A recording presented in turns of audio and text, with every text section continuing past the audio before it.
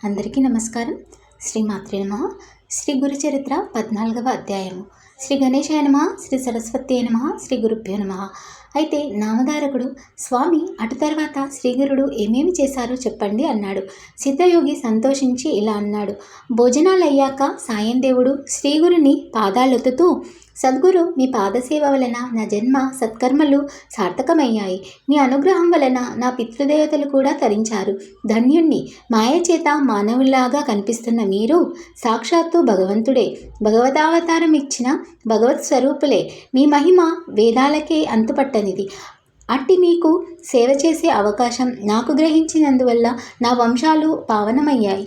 కానీ నాదొక విన్నపం ఉన్నది. ప్రస్తుతము నేనొక కష్టంలో ఉన్నాను. వేరు దారి లేక నేనొక యవనరాజు సేవలో ఉన్నాను. అతడు నరరూప రాక్షసుడే. అతని ప్రతి సంవత్సరము ఒక బ్రాహ్మణుని చంపుతాడు. నన్ను బలివ్వాలని తలచి ఇంతకుముందే నాకు కబురు పంపాడు. నేనిప్పుడు అతని వద్దకు వెళ్ళాలి. తప్పదు. నన్ను మీరే కాపాడాలి అన్నాడు. శ్రీగురుడు అతని తలపై చేయి పెట్టి ఆశీర్వదించి, నాయన భయపడకు. ఆ యవనుడు నిన్నేమీ చేయలేడు. భగవంతుడు సర్వానికి యజమాని. నీవు అతడి చేత సత్కరింపబడి సంతోషంగా తిరిగి వస్తావు. నీవు వచ్చేలాగా మేమిక్కడే ఉంటాము. దీర్ఘాయుష్మాన్ భవ అని దీవించి పంపాడు. సాయం దేవుడు శ్రీగురుని మాటలు విని సంతోషంగా యవనరాజు వద్దకు వెళ్ళాడు. తాను కబురు పంపగానే రాకుండా ఆలస్యం చేసినందుకు కోపంతో రాజు అతన్ని చూస్తూనే లోపలికి వెళ్ళిపోయాడు. సాయం దేవుడు భయంతో శ్రీగురుని ధ్యానించాడు. అంతఃపురంలోకి వెళ్ళిన యవనుడు అంతలోనే నిష్కారణంగా భయము, చనిపోతున్నంత బాధ కలిగి స్పృహ తప్పి పడిపోయాడు. అప్పుడు అతనికి ఒక స్వప్నం వచ్చింది. ఒక బ్రాహ్మణుడు అతనిని ముక్కలు ముక్కలుగా కోస్తున్నట్లు కనిపించింది. విపరీతమైన బాధ కలిగింది. అతనికి స్పృహ వచ్చేసరికి తాను చేస్తున్న హింస ఇతరులకు ఎంత బాధాకరమో తెలిసి వచ్చింది. పశ్చాత్తాపంతో అతడు బయటకు వచ్చి సాయం దేవుని పాదాలపై పడి, అయ్యా, మిమ్మల్ని నేను పిలిపించలేదే, మీరు ఇంటికి వెళ్ళవచ్చు అని వస్త్రభూషణాదులతో ఘనంగా సత్కరించి పంపాడు.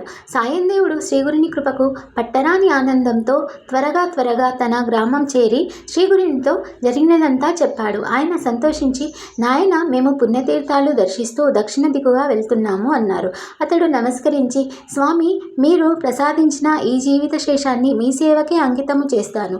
అనుగ్రహించండి. మీ పాద సన్నిధి విడిచి బ్రతకలేను. నన్ను విడిచిపెట్టి వెళ్ళవద్దు. నేను కూడా మీ వెంట వస్తాను అని వేడుకున్నాడు. శ్రీగురుడు, నాయన, నాకు ఆత్మ సమర్పణం చేసుకున్నావు. నీ అభిష్టం నెరవేరుతుంది. మేము ఒక పని మీద వెళ్తున్నాము. 16 సంవత్సరాలకు మళ్ళీ మేము వచ్చి ఈ గ్రామానికి దగ్గరలోనే నివసిస్తాము. నీవిప్పుడు సకుటుంబంగా వచ్చి దర్శించుకోవచ్చు.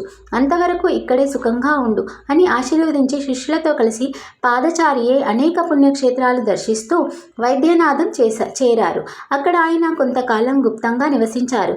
అది విని నామధారకుడు, స్వామి, అప్పుడు శ్రీగురునితో అనేక మంది శిష్యులున్నారు కదా, వాళ్ళు ఎక్కడున్నారు? శ్రీగురుడు అక్కడ గుప్తంగా ఉండి ఏం చేస్తున్నాడు అని అడిగాడు. శ్రీ దత్తాయ గురువే నమః, శ్రీ శ్రీపాద శ్రీవల్లభాయ నమః, శ్రీ నరసింహ సరస్వత్యై నమః. 14వ అధ్యాయము సమాప్తము. శ్రీ గురుదత్త, జయ గురుదత్త, శ్రీమాత్రే నమః.